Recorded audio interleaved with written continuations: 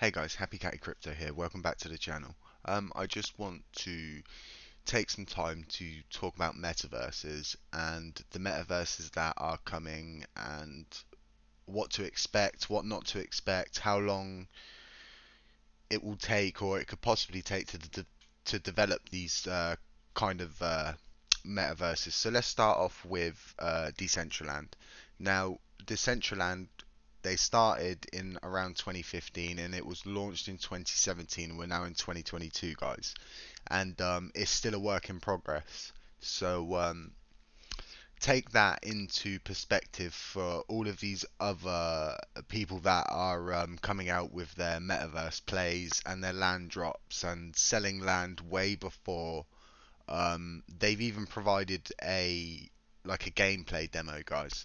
So I want to talk to you guys about early access games on Steam. Now, around 2-3 years ago, there was this whole we used to call it the four horsemen of the Steam apocalypse, and it pretty much was survival games that were early access. They were relatively cheap-ish, and it would always be a small team working on it. Um, Lots of games that I have bought throughout my life on Steam that have they're pretty much rug pulls in themselves. The developers just release a core game and then make a cash grab and then make a run for it. It's been done so many times with so many games on Steam. So that's another thing to take into perspective.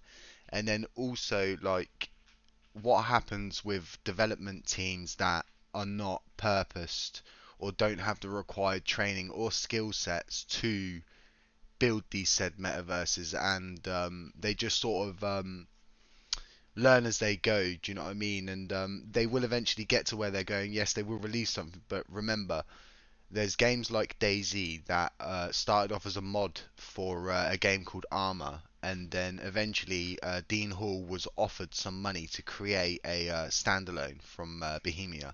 So he did that, and pretty much he abandoned it a short period into it, and said pretty much that it was a dead project and it was impossible, and the engine couldn't handle half of the things. And I mean, guys, it is a seriously bugged game, and I've got around 2,400 hours on Daisy myself, so I know.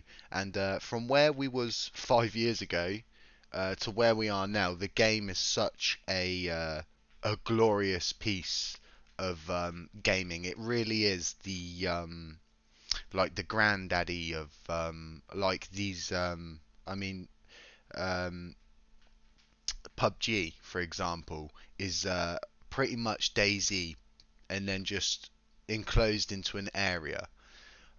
So yeah, you take that into perspective that people like a rookie team of developers, they go through ups and downs. It's not always just a straight line from A to B, and yeah, you always need to make sure, guys, that before you invest in any of these lands or buy pre-land sales and that, do your own research, guys, because remember, these things take time. The Elder Scrolls Online took 7 years, and I mean, Basidia are probably one of the best development teams in the world, and I know they have.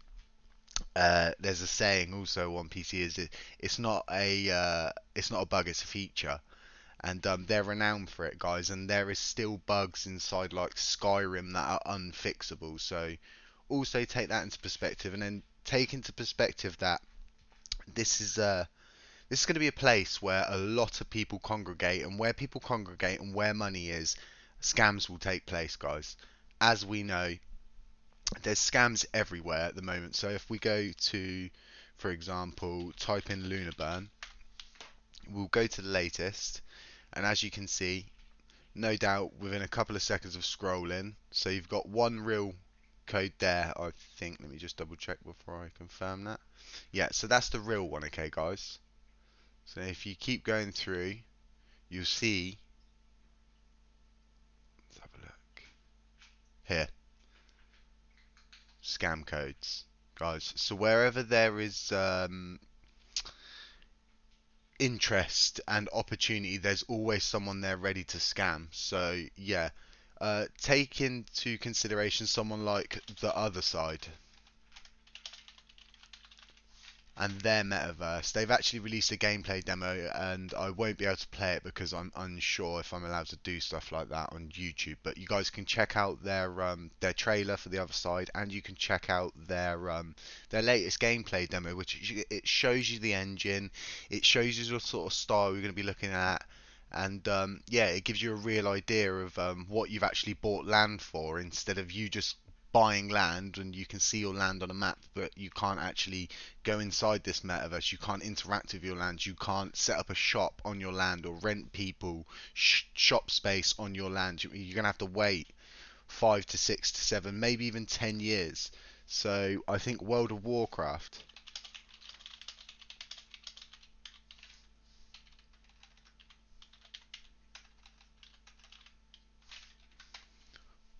So that took around 5 years, guys. So, and it's a huge game, but obviously remember they've got to implement so many factors into this. But at the same time, guys, where there's risk, there is reward. So let's take a look at the dot-com era. Now, the dot-com era of the late 1990s was a speculative bubble created by the rapid rise of internet companies. During the 5 years leading up to the peak in March 2000, many businesses were born with the primary focus of gaining market share through brand building and networking, guys. So there was a time when people just thought it was a fad, it will pass, but you need to remember, guys, metaverses are pretty much the next step in gaming, in pay to earn gaming, in pretty much, I mean, life. A lot of people have watched Ready Player One, and yes, eventually it's definitely going to be like that. We already have the haptic vests, which you'll feel the stimulation pretty much of what you're feeling in the game. Um, yeah, I don't know. Yeah, here we go. Haptic suits for VR. Here we go, guys. So the technology it's growing so fast, and we're moving so fast now. And they're saying that crypto is being adopted way faster than the internet was adopted, is such a huge thing. So guys, remember, before you buy into any of these metaverses, always do your own research.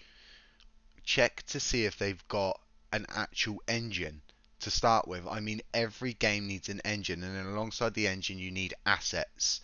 You need code writers. You need people who are going to test the game to try and break it. And it's such a crude and mind-boggling process of constant reliving the same moment in a game over and over and over again and over and over and over again. And I mean, guys, it is horrible just sitting there designing asset after asset after asset after asset.